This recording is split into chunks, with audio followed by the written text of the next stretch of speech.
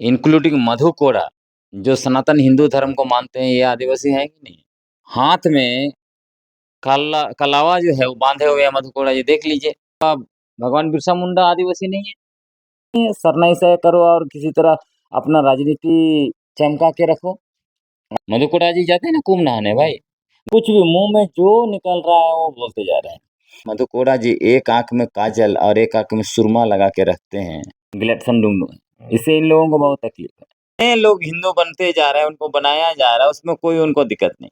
लोग आरएसएस के पिट्ठू हैं। तो हम आदिवासियों का सबसे बड़ा दुश्मन है आरएसएस। मिटाने के लिए वनवासी शब्द लाया। तो सरना आदिवासियों का सबसे बड़ा दुश्मन कौन है? महुआ डांड में सरना झंडा को फाड़ा गया। क्या मधु कोड़ा जी ने इस पर कोई सवाल उठाया था? तो सरना धर्म से, सरना झंडा से, सरना पवित्र स्थल से इनको कोई लेना ही देना नहीं। न झंडा और सरना आदिवासियों पर हमला कर रहे हैं ये लोग। ये मैं खुद उनको जो है कि युवा लोग जो है कि उनके खिलाफ भला बुरा बोलता है। काड़िया मुंडा का डीएनए और मेरा डीएनए खोजिए तो काड़िया मुंडा जो है कि आजकल सेठिया गए हैं लोग। बोले सनातन हिंदू धर्म को छोड़ा। ये सारे झूठे नेता जो मधु कोड़ा जी जवाब दे, चंपाई सोरेन जी जवाब दे, आपका काड़िया मुंडा, अर्जुन मुंडा, बाबूलाल मरांडी, सब लोग जवाब दे।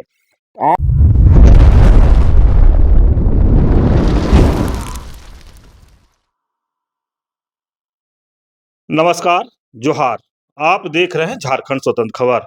हम बात करेंगे कि जिस तरह से अभी झारखंड में सरना ईसाई या धर्मांतरण या जिस तरह से कहें कि अब बड़े नेता लगातार इस पर बयान दे रहे हैं।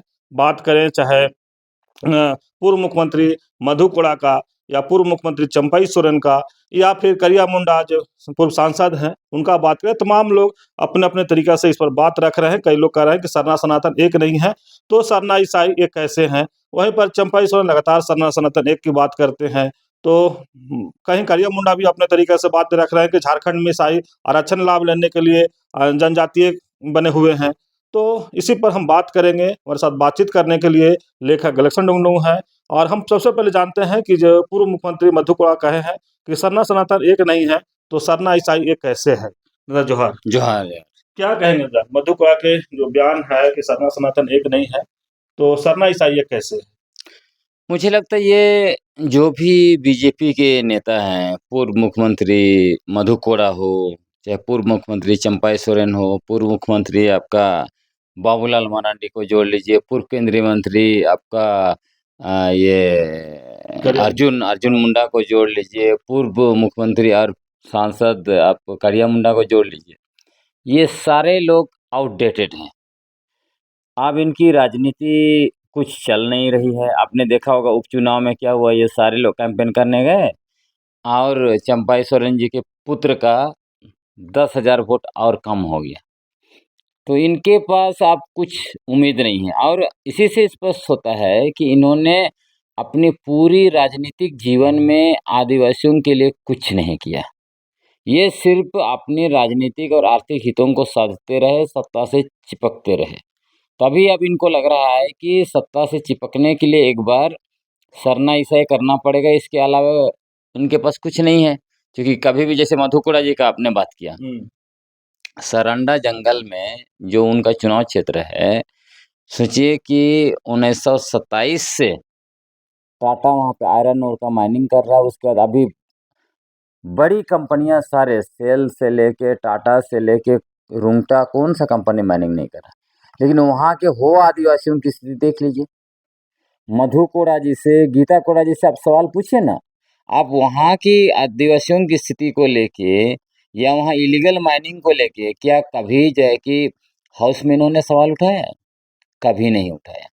आप सोचिए कि जहाँ से हजारों करोड़ रुपया निकलता है हर साल उस जंगल से, वहाँ 1.25 लाख हो आदिवासी, मुंडा आदिवासी रहते हैं। उनके पास खाने के लिए ठिकाना नहीं है, उनके लिए रोजगार नहीं है, उनके पास घर नहीं है रहने के लिए ठीक से। आज भी उनके बच्चे कुपोषित है, महिलाएं जो है कि खून की कमी से जूझ रहे हैं। क्या किया है मधु कोड़ा जी ने? ये मुख्यमंत्री थे, उनकी पत्नी सांसद रही, विधायक रही, इन्होंने कुछ नहीं किया। तो इसीलिए अब बाहरी जनसंख्या वहाँ देखिए आके भर गया। आदिवासियों की जमीन वगैरह को भी ले लिए वो लोग। तो क्या करेंगे इनके पास? धर्म के अलावा कुछ तो बचता नहीं है, सरना ईसाई करो और किसी तरह अपना राजनीति चमका के रखो। और ये जो बात बोल रहे हैं, मैंने इस पर बहुत पहले ही कहा है, ये आरएसएस का फर्जी, बेबुनियाद और झूठा नैरेटिव है, जो 2014 से इन्होंने चलाने की कोशिश की कि सरना सनातन एक है। तो अगर सरना सनातन एक रहते तो ये कहने की जरूरत नहीं पड़ती। ये जो सरना सनातन एक है कह के ये लोग जो है, ये सारे चीज़ों को नकारने की कोशिश करते हैं। जैसे आपका भाषाई विज्ञान को नकार रहे हैं। भाई सनातन वाले इंडो आर्यन भाषा बोलते हैं, सरना वाले या तो ऑस्ट्रो-एशियाटिक या द्राविडियन भाषा बोलते हैं। उसी तरह मानव शास्त्र को नकार रहे हैं। सनातन वाले वर्ण और जाति व्यवस्था से आते हैं, सरना वाले जो है वो कबीलाई व्यवस्था से आते हैं। उसी टाइप का आप देख लीजिए मानव विज्ञान, हाँ, एंथ्रोपोलॉजी को ये लोग नकारने की कोशिश कर रहे हैं कि हम आदिवासियों का नाक नक्शा, सनातन हिंदुओं का नाक नक्शा और शारीरिक बनावट से बिल्कुल अलग है।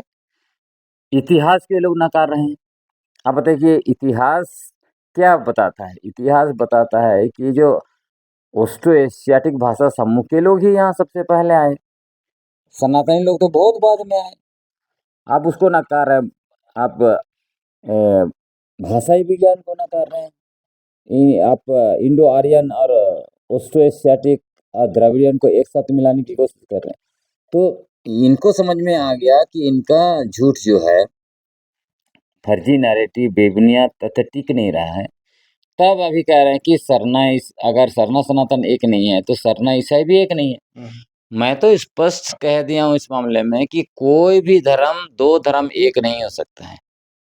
तो कहाँ से आप कह रहे हैं कि सरना ईसाई, जब सरना एक नहीं तो सनातन ईसाई ये सरना ईसाई भी एक नहीं हो सकता। यहाँ पे कोई धर्म, न सरना ईसाई एक है, न सरना सनातन एक है। लोग होते हैं भाई भाई। कुछ लोग ये भी नैरेटिव देता है सरना सनातन भाई भाई, या फिर हिंदू मुस्लिम सिख ईसाई भाई भाई। भाई जब भाई भाई रहते तो इतना लड़ाई झगड़ा, हिंसा, द्वेष और दंगा क्यों होता देश में? नहीं होता ना।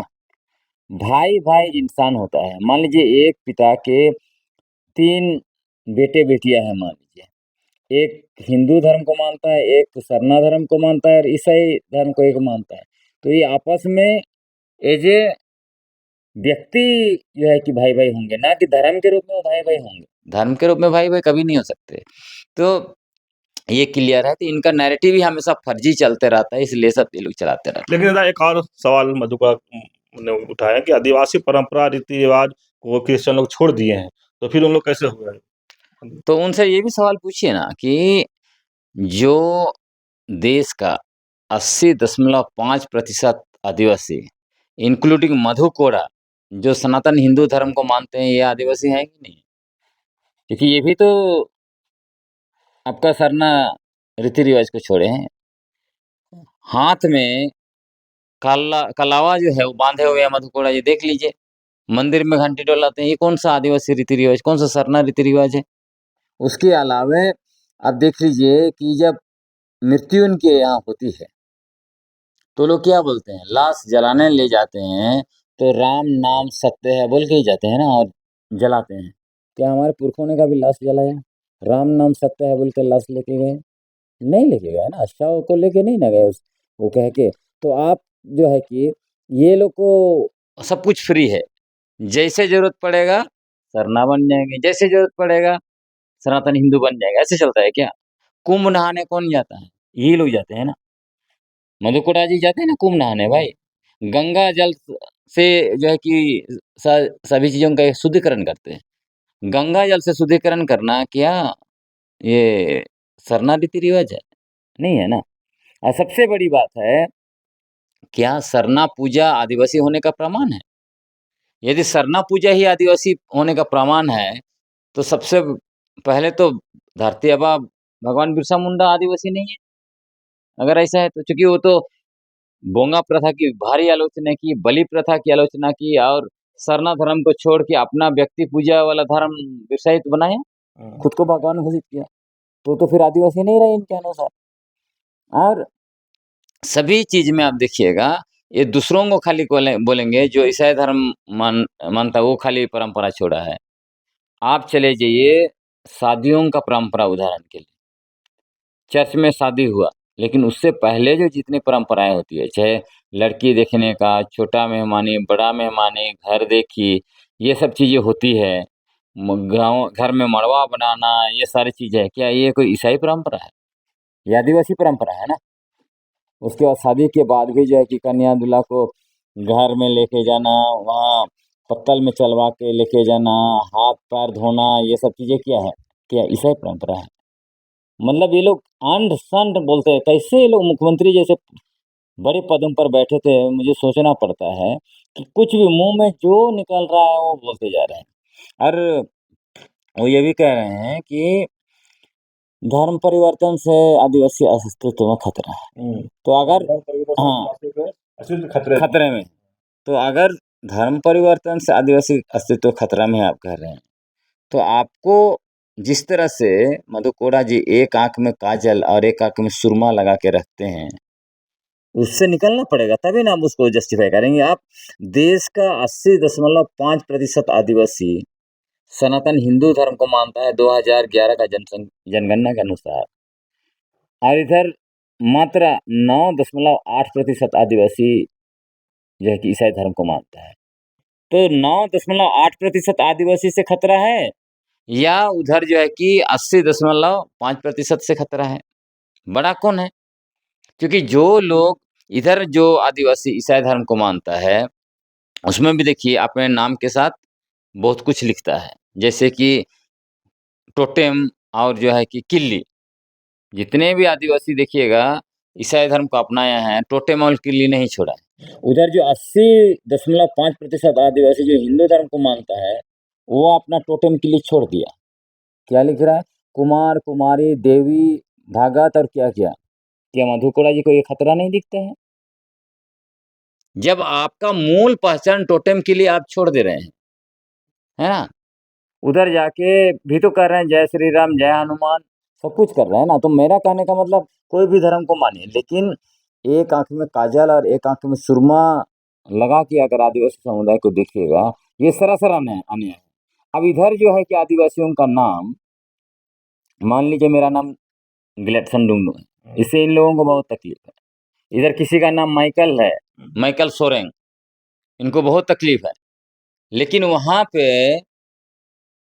गणेश माझी, वहाँ पे मीनाक्षी फलाना, वहाँ पे जो है कि और क्या-क्या नाम हो रहा है, तो उससे वो परिवर्तन नहीं है क्या? उससे उनको कोई दिक्कत नहीं है। मतलब जितने लोग हिंदू बनते जा रहे हैं, उनको बनाया जा रहा है, उसमें कोई उनको दिक्कत नहीं। असल में अवधेश जी, ये सारे लोग आरएसएस के पिट्ठू हैं। इनको सिर्फ़ और सिर्फ़ पद से मतलब है, पैसा से मतलब है। और आरएसएस आज के समय में देखिएगा, तो हम आदिवासियों का सबसे बड़ा दुश्मन है आरएसएस। और आरएसएस क्या कर रहा है? विगत 75 वर्षों का इतिहास देखिए, 1952 से आरएसएस आदिवासी पहचान को मिटाने के लिए वनवासी शब्द लाया। आप सोचिए कि जो आरएसएस को हम आदिवासियों की पहचान पसंद नहीं है, आदिवासी शब्द को जो आरएसएस स्वीकार नहीं करता है, वैसे संगठन से ये लोग जो जुड़े हैं, कितनी शर्मनाक बात है कि आपका अस्तित्व को जो मिटाना चाहता है, उस संगठन, उस पॉलिटिकल पार्टी के साथ आप जुड़े हैं और यहाँ पे बकवास कर रहे हैं। और यही संगठन सरना अस्तित्व को भी नहीं मानता है। सरना को सनातन में समाहित करने के लिए ये जो एड़ी-चोटी एक की हुई है, और इस पर तो ऐलान भी कर दिया जनजातीय सुरक्षा मंच वालों ने कि गर्दन काटना पड़े या फिर गला, लेकिन हम सरना को सनातन में समाहित करके रहेंगे।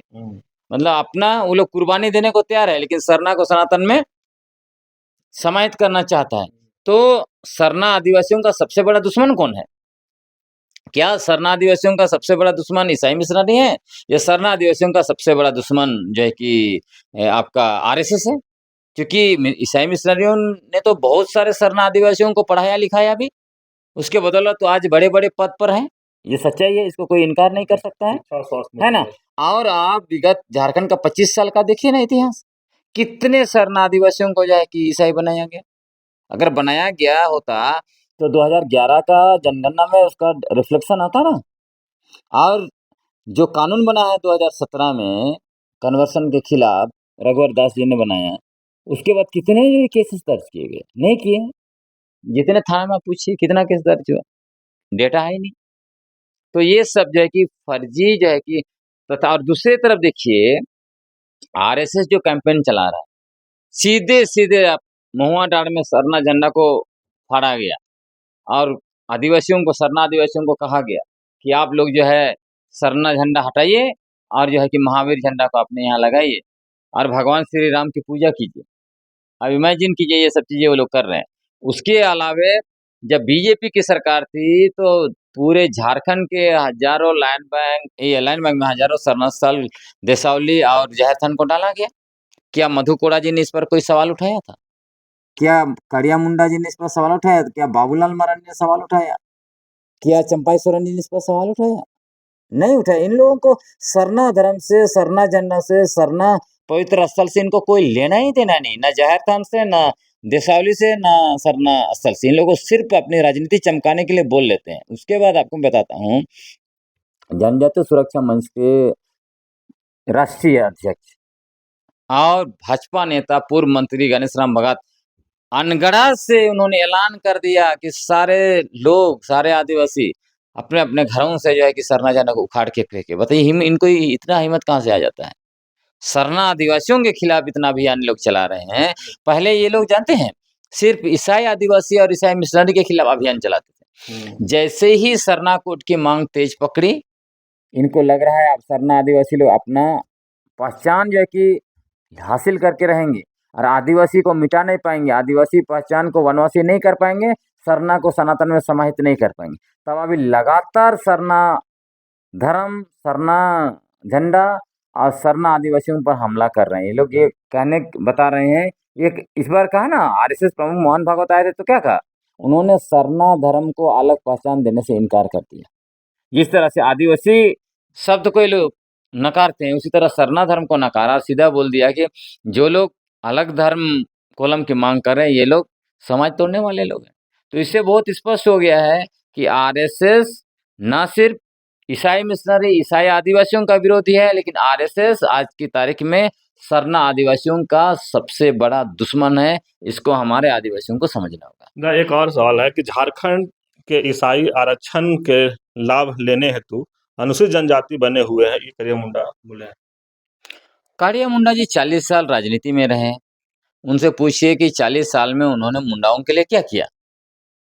जब पत्थलगड़ी आंदोलन के समय में 11,109 मुंडाओं के ऊपर देशद्रोह का मुकदमा हुआ, क्या माननीय कारिया मुंडा ने सवाल उठाया? उतना दिन रहे, कितने लोगों को उन्होंने नौकरी, अपने गांव में चले जाइए, उनका गांव में चले जाइए। 40 साल जो आदमी राजनीति में था, आज उनके गांव में खुद उनको जो है कि युवा लोग जो है कि उनके खिलाफ भला बुरा बोलता है। क्या आपने राजनीति किया है?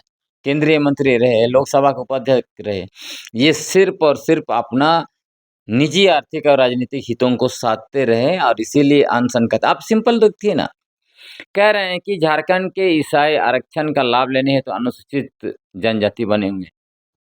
ये सीधे सीधे इतिहास को नकार दे रहे हैं। आप समझ लीजिए कि सबसे पहले झारखंड में जब मुंडा भाषा समुदाय के लोग आए, अब करिया मुंडा मुंडा है, मुंडा इलाका को ही देखिए, क्या कोई पहले ईसाई था क्या? सब मुंडा ही थे ना, सब लोग मुंडा ही थे ना। तो पहले मुंडा थे, पहले आदिवासी थे ना। ये कहते हैं कि झारखंड के ईसाई लोग जो है आरक्षण का लाभ लेने के लिए अनुसूचित जनजाति बने हुए। अजीब सा, कोई ईसाई जो है अनुसूचित जनजाति बन सकता है, आदिवासी बन सकता है? नहीं ना बन सकता है भाई। वो पहले आदिवासी था, कुछ परिस्थिति बस वो ईसाई धर्म को अपना लिया तो वो ईसाई हो गया, मतलब वो आदिवासी अब नहीं रहा। कुछ भी मतलब मुंह में जो भी आ रहा है वो बोल रहे हैं। तो ये जो है सीधे सीधे इतिहास को खारिज करने की कोशिश कर रहे हैं।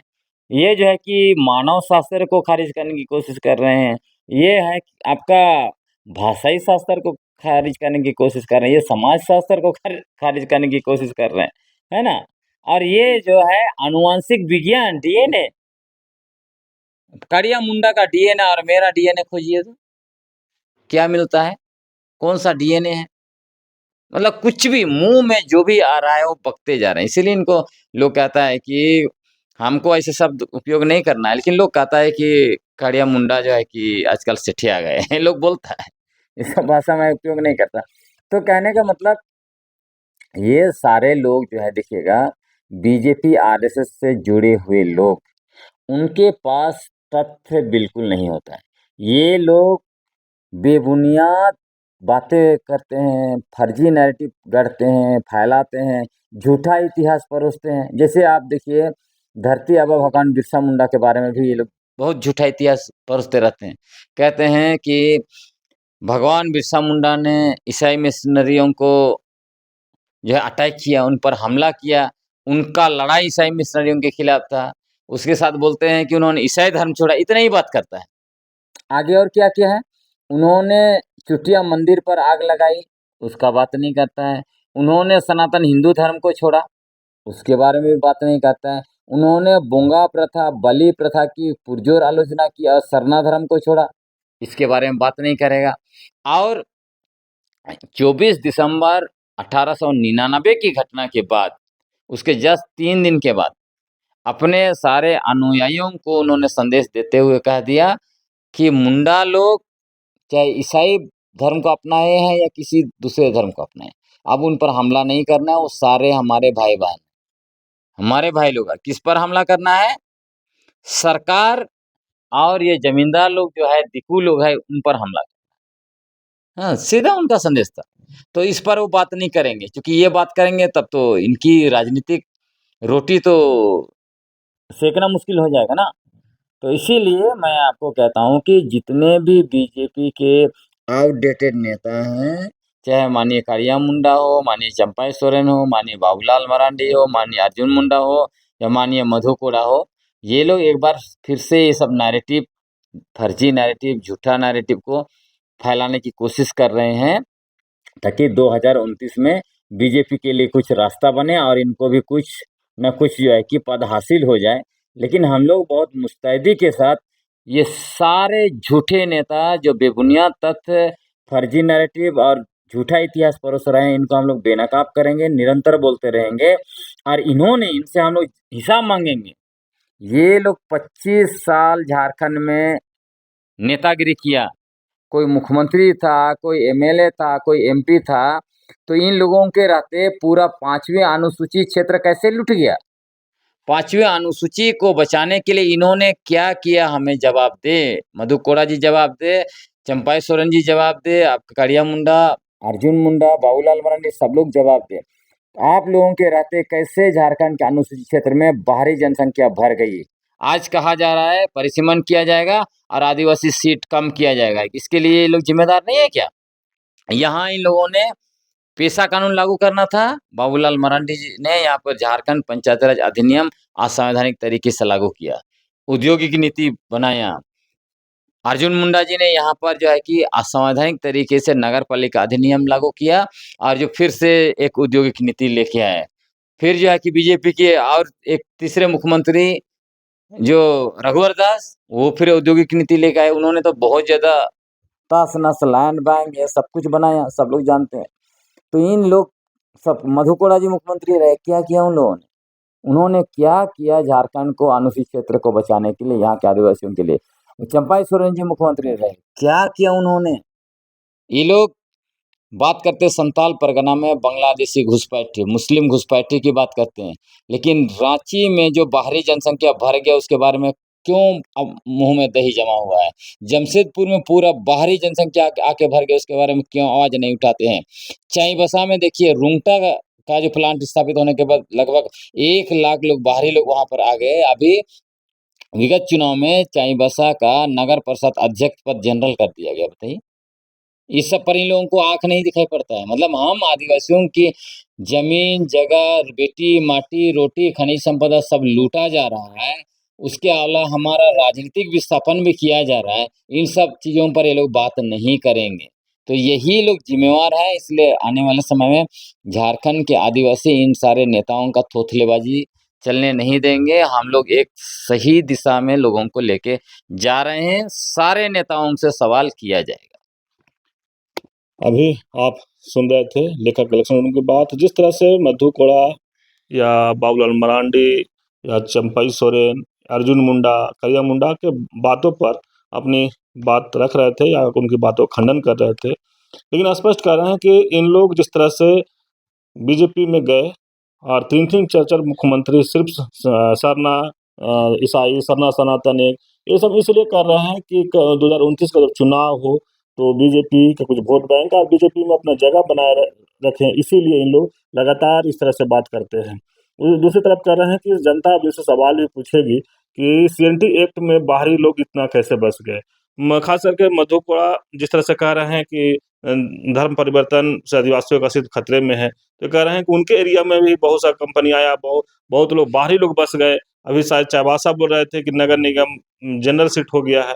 तो तमाम बात कई सवाल भी गलत कर रहे हैं उन लोग से कि इस बार जिस तरह से उन लोग सिर्फ सरना ईसाई, सरना सनातन एक करें, बाकी मुद्दों चाहे शिक्षा को हो, स्वास्थ्य के हो या कहें कि जो विस्थापन को, ये सब पर बात इन लोग नहीं करते हैं। तो कहीं न कहीं आदिवासी समाज इस बात को समझ भी रहा है। तो इस तरह खबर को देखने के लिए आप झारखंड स्वतंत्र खबर से जुड़े रहिए। जोहार, नमस्कार।